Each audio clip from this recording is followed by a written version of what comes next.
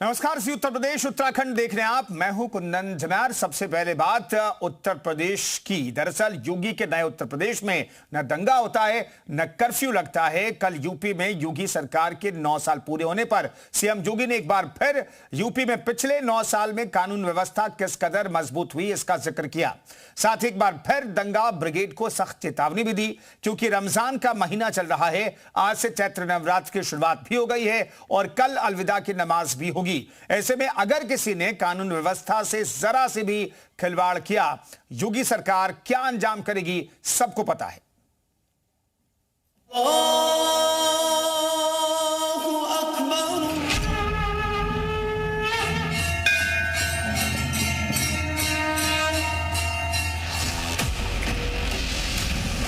नवरात्रि प्रारंभ हो रही है। इस दौरान रमजान का महीना भी चल रहा है। परसों अलविदा की नमाज होगी और 21 को ईद भी हो सकती है। शालीनता के साथ सारे पर्व और त्योहार मनाए जा रहे हैं। कहीं फ्लैग मार्च, कहीं चेकिंग, कहीं मॉनिटरिंग, कहीं मीटिंग, कहीं ड्रोन से निगरानी, तो कहीं लोगों से अपील। पहले होली, अब से नवरात्रि और फिर ईद के चलते योगी फोर्स अलर्ट मोड पर आ गई है। योगी ने निर्देश दे दिए हैं, जिस शांति व्यवस्था को कायम करने के लिए बीते 9 सालों से योगी कड़ी प्रतिज्ञा कर रहे हैं, वो इस बार भी किसी हाल में टूटने ना पाए। इसके लिए योगी ने अपना 6 लेयर सिक्योरिटी प्लान एक्टिवेट कर दिया है। नवरात्रि और ईद एक साथ पड़ रहे हैं, तो योगी का महाप्लान भी तैयार है। कल से नवरात्रि प्रारंभ हो रही है। कल से इस दौरान रमजान का महीना भी चल रहा है। परसों अलविदा की नमाज होगी और 21 को ईद भी हो सकती है। 20 से 21 को होगी। कहीं कोई हलचल है क्या? कुछ भी नहीं। शालीनता के साथ सारे पर्व और त्योहार मनाए जा रहे हैं। कहीं कोई हलचल नहीं, और यही है सुरक्षा का एहसास। सीएम योगी के निर्देश पर पूरे राज्य में ईद और नवरात्रि को लेकर तैयारियां चाक चौबंद कर दी गई। सड़कें योगी फोर्स के भारी संख्या बल से पटी हुई। हर गली कूचे चौक चौराहों पर योगी फोर्स के बूटों की धमक गूंज रही है। रिहायशी इलाकों से लेकर बाजारों तक शहर के प्रमुख इलाकों में ईद और नवरात्रि पर शांतिपूर्ण तरीके से त्योहार मनाने की अपील की जा रही है। सीएम योगी के निर्देश पर अधिकारियों की मीटिंग का दौर जारी है। ऐसे में यूपी पुलिस के जवानों से लेकर पैरामिलिट्री फोर्स तक सड़क पर उतर चुके हैं। पुलिस प्रशासन पूरी तरह मुस्तैद है। जमीन पर पुलिसकर्मी तैनात हैं, तो आसमान में ड्रोन से निगरानी हो रही है। बरेली पुलिस ने अलविदा जुमे की नमाज के लिए 467 मस्जिदों पर पुलिसकर्मी तैनात किए हैं और पूरे शहर में सीसीटीवी निगरानी और आरआरएफ की तैनाती की गई है। वहीं नवरात्रि पर सहारनपुर के शाकुंभरी देवी मंदिर में उमड़ने वाली भीड़ को लेकर 15 अस्थायी चौकियां बनाई गई। ईद को देखते हुए पुलिस बल की तैनाती की गई है, ताकि दोनों त्योहार शांति, सौहार्द और सुरक्षा के साथ संपन्न कराए जा सके। हमारे सारे देश के लोग रहेंगे। ड्रोन से लगातार पूरे क्षेत्र की हम लोग निगरानी करेंगे और इसी दौरान जो है वो ईद का त्योहार पड़ेगा। तो फोर्स का जो डिप्लॉयमेंट है, उनका जो मोबिलिटी प्लान है, उसको बना लिया गया और पूरे जनपद में दोनों ही त्योहार को हम लोग सकुशल संपन्न कराएंगे। इधर महाराजगंज में भी चैत्र नवरात्रि और ईद के लिए पुलिस ने सुरक्षा बल, सीसीटीवी और ड्रोन तैनात किए हैं। 24 घंटे निगरानी के लिए सीसीटीवी कंट्रोल रूम तैयार है। ईद के मौके पर उपद्रवियों से निपटने के लिए संगम नगरी में मस्जिदों के साथ भीड़ भाड़ वाले इलाकों में पुलिस चौकसी बढ़ा दी गई है। सोशल मीडिया के द्वारा निगरानी रखी जा रही है, कोई भी व्यक्ति है अराजकता ना फैलाए। इसके अलावा पुलिस की फुट पेट्रोलिंग भी चल रही है। जगह जगह पर हमारी पुलिस की ड्यूटियां लगाई गई हैं और इसके अलावा ड्रोन और सीसीटीवी कैमरा और ICCC के कैमरों के माध्यम से भी निगरानी रखी जा रही है। कहीं भी कोई भी व्यक्ति पैनिक ना फैलाए और शांति व्यवस्था में बाधा उत्पन्न ना पाए। साफ है, ईद और नवरात्रि के एक साथ आने से उपद्रवी गैंग एक्टिव हो, उससे पहले ही योगी ने अपनी फोर्स को अलर्ट कर दंगाइयों को सख्त कार्रवाई का पैगाम दे दिया है। ब्यूरो रिपोर्ट, जी मीडिया। तो नवरात्रि और ईद को लेकर कल सीएम योगी आदित्यनाथ ने वीडियो कॉन्फ्रेंसिंग के जरिए मीटिंग भी की, जिसमें सभी डीएम, एसपी, एडीजी जोन और मंडलायुक्त शामिल हुए। इस मीटिंग में सीएम ने पर्व त्योहारों को लेकर सख्त संदेश दिया। उन्होंने कहा कि त्योहार परंपरा के दायरे में मनाए जाएं और किसी भी तरह का उपद्रव बर्दाश्त नहीं किया जाएगा। मुख्यमंत्री ने पुलिस और प्रशासन को निर्देश दिए हैं कि हर हाल में शांति व्यवस्था सुनिश्चित की जाए। साथ ही एलपीजी की कालाबाजारी करने वालों और माहौल बिगाड़ने की कोशिश करने वालों पर कड़ी कार्रवाई के आदेश भी मुख्यमंत्री योगी आदित्यनाथ ने दिए हैं।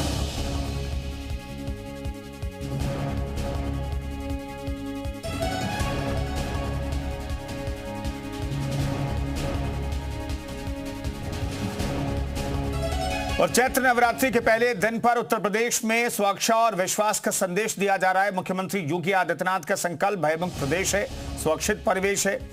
इस संकल्प को साकार करने के लिए प्रदेश भर में सुरक्षा के चाक चौबंद इंतजाम किए गए हैं। धार्मिक स्थलों, मेलों और सभी सार्वजनिक स्थलों पर महिला पुलिस बल की विशेष तैनाती भी की गई है, ताकि हर श्रद्धालु, खासकर महिलाओं को पूर्ण सुरक्षा का भरोसा मिले। भीड़ भाड़ वाले इलाकों में एंटी रोमियो स्क्वाड लगातार सघन जांच अभियान चला रही है, जबकि संवेदनशील हॉटस्पॉट्स पर पुलिस की फुट पेट्रोलिंग भी जारी है। सार्वजनिक जगहों पर स्टंटबाजी और कानून व्यवस्था से खिलवाड़ करने वालों के खिलाफ तत्काल सख्त कार्रवाई के निर्देश दिए गए।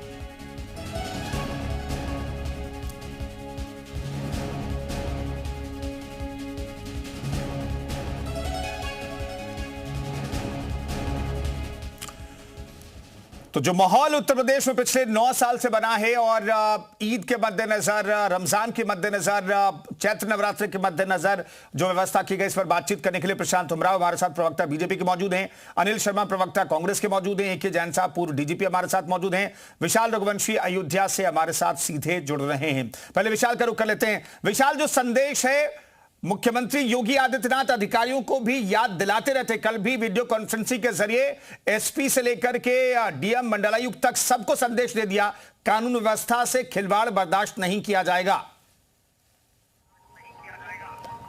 देखिए, बिल्कुल लॉ एंड ऑर्डर को लेकर सीधे तौर पर सीएम योगी आदित्यनाथ ने कल रात में भी समीक्षा बैठक की थी और ये स्पष्ट निर्देश दिया था कि किसी भी हाल में जो है लॉ एंड ऑर्डर कोई खराब करता है तो उसके खिलाफ सख्त कार्रवाई की जाए और बर्दाश्त नहीं किया जाए, कहीं पर भी ढिलाई होगी। मैं आपको तस्वीरें दिखा देता हूँ कि तमाम जो धार्मिक स्थल हैं वहाँ पर सुरक्षा व्यवस्था जो है बढ़ा दी गई है। सबसे महत्वपूर्ण बात यह है कि तमाम जो अगर आप देखेंगे तो अलग अलग जगहों पर विशेष जो है निगरानी रखी जा रही है। इसके साथ साथ जो पुलिस बल है उसको अलर्ट रहने के लिए कहा गया है। तमाम जगहों पर जो है पुलिस बल के साथ साथ बैरिकेड्स किए गए हैं और हर तरफ, चूंकि देखिए रमजान का महीना चल रहा है, परसों जो है ईद है, ऐसे में ये माना जा रहा है कि इसको लेकर जो है कुछ लोग अगर माहौल खराब करने की कोशिश करते हैं तो उसके खिलाफ कार्रवाई करने के निर्देश दिए हैं। और आप देख सकते हैं कि लगातार अनाउंसमेंट की जा रही है और सुरक्षा व्यवस्था जो है लगातार आप देख सकते हैं कि पूरी जो है चेकिंग हो रही है। देख सकते हैं आपकी एक करके चेकिंग की जा रही है और किसी भी हाल में ग्राउंड जीरो पर पुलिस जो है उसको रहने के लिए कहा गया है, सभी जिलों कप्तानों कहा गया है और लगातार ये देखने को मिल रहा है कि तमाम जो लोग श्रद्धालु आ रहे हैं उनको दिक्कत भी ना हो, लेकिन सुरक्षा से भी कोई कॉम्प्रोमाइज ना हो, इसको लेकर भी विशेष निर्देश दिए जा रहे हैं। लगातार जो है आप देख सकते हैं कि जो धार्मिक स्थल हैं वहाँ पर भी, सार्वजनिक स्थलों पर भी, मॉल्स हैं चाहे वो बाजार हो, हर जगह पर पुलिस का पहरा नजर आ रहा है और ये कहा जा सकता है कि किसी भी हाल में कोई दिक्कत ना हो, लॉ एंड ऑर्डर मेंटेन रहे, इसीलिए ग्राउंड जीरो पर पुलिस बल जो है वो लगाया गया है। अतिरिक्त पुलिस बल की तैनाती की गई है। तमाम धार्मिक स्थलों की भी सुरक्षा बढ़ा दी गई है, क्योंकि आज चैत्र नवरात्र का पहला दिन है। तमाम जो मंदिर हैं वहां पर भी सुरक्षा व्यवस्था बढ़ा दी गई है। तो ये एक कह सकते हैं कि लगातार अगर हमने देखा है कि जो तमाम त्यौहार आते हैं उससे पहले सीएम योगी आदित्यनाथ खुद समीक्षा बैठक करते हैं, लगातार उसको लेकर जो है मॉनिटरिंग करते हैं, आदेश देते हैं और अब उन आदेशों का पालन जो है वो ग्राउंड जीरो पर पुलिस करती है। बिल्कुल विशाल, बने रहिए, मैं लौटता हूं आपके साथ, बाकी मेहमान भी हमारे साथ मौजूद है, लेकिन एक जैन साहब से शुरुआत में करना चाहूंगा। जैन साहब, पिछले 9 सालों में टॉप टू बॉटम क्या मैसेज दिया गया कि कानून व्यवस्था चाक चौबंद बताई जाती है? देखिए, जब शुरू में योगी जी मुख्यमंत्री बने तो 4-6 महीने उन्होंने पूरी हर डिपार्टमेंट की फंक्शनिंग को घंटों तक समझा। पावर पॉइंट प्रेजेंटेशन उनको दिए गए। बिल्कुल, ये उनको भी पता है, गोरखपुर से एमपी थे, कि लॉ एंड ऑर्डर में सुधार प्रदेश में करना होगा। अगर बाहर से, मतलब बाकी देश के अन्य राज्यों से और विदेशों से अगर इन्वेस्टमेंट आना है, और इन्वेस्टमेंट लाने के लिए स्थानीय युवकों को यहीं पर रोजगार मिले, इसके लिए पूरा एक इंफ्रास्ट्रक्चर तैयार करने के निर्देश दिए गए। उसमें उनका सबसे बड़ा फोकस पुलिस की तरफ था और पुलिस पे उन्होंने विशेष ध्यान दिया और पुलिस में जो जो आवश्यकताएं थी उनकी पूर्ति करी। पुलिस को भरपूर बजट दिया, गाड़ियां दी और एटीएस और एसटीएफ को बहुत सुदृढ़ किया।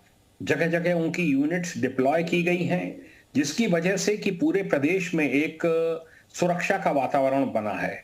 महिलाओं की सुरक्षा पर उन्होंने विशेष ध्यान दिया है कि किसी महिला के साथ, बेटी के साथ कोई घटना न होने पाए, हो तुरंत कार्रवाई हो। नो कम्युनल राइट्स, साफ इस निर्देश हैं कि कोई बचेगा नहीं अधिकारी अगर कहीं पर भी कोई सांप्रदायिक दंगा होता है। जो भी दंगा करने का प्रयास करें, किसी भी कम्युनिटी का हो, तत्काल उसके विरुद्ध कार्रवाई की जाए। इसी का नतीजा है, आप देख रहे हैं कि 9 सालों में कोई दंगे नहीं है, त्वरित कार्रवाई उसमें हो गई। जो पुलिस में भर्तियां की गई हैं 2,19,000 की, और अब भर्तियां इस समय भी चल रही हैं जो कि आगामी कुछ समय में मिल जाएंगी। सब इंस्पेक्टर्स और उनके समकक्ष अधिकारियों की हो रही है। ये बहुत महत्वपूर्ण है। पुलिस कमिश्नरेट सिस्टम जो 7 जिलों में, बड़े जिलों में जहां पर की लॉ एंड ऑर्डर की प्रॉब्लम रहती थी, उन्होंने उत्कृष्ट कार्य किया है।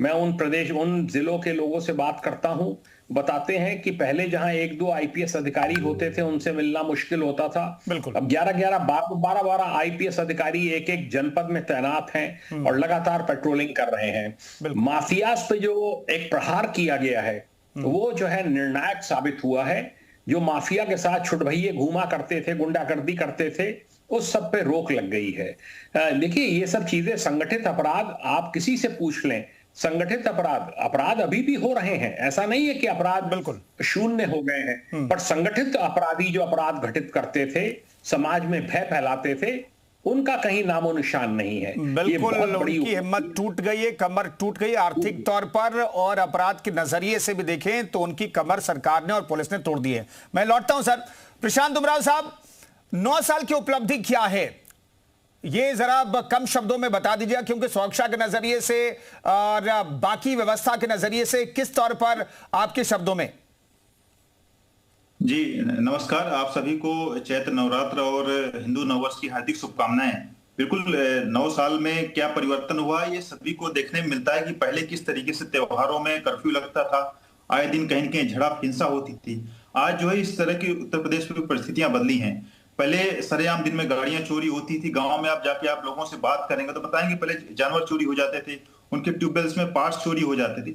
ये सब चीजों पे रोक लगी है और आदरणीय जैन साहब ने बिल्कुल बड़ा स्पष्ट तरीके से बताया है कि जो संगठित अपराध, जो गिरोह बना करके जो अपराध होते थे, आज वो सारे सब गिरोह जो है लगभग समाप्त हो चुके हैं, या तो सभी जेल में है या जहन्नुम की सैर वो लोग कर चुके हैं। सामाजिक अपराध जो इंडिविजुअल क्राइम्स हैं वो तो होते रहेंगे, कोई ऐसा क्लेम नहीं कर सकता पूरे वर्ल्ड में कि बिल्कुल से कोई क्राइम नहीं होगा, लेकिन जो गिरोह बना करके संगठित तरीके से जो चीजें हो रही थी वो समाप्त हो रही है। इंफ्रा के डेवलपमेंट के मामले में, चाहे विकास के मामले में, सड़कों के मामले में, हाईवे, एक्सप्रेसवे, सभी चीजों, बिजली की स्थिति बिल्कुल बहुत पहले से अच्छी हुई है।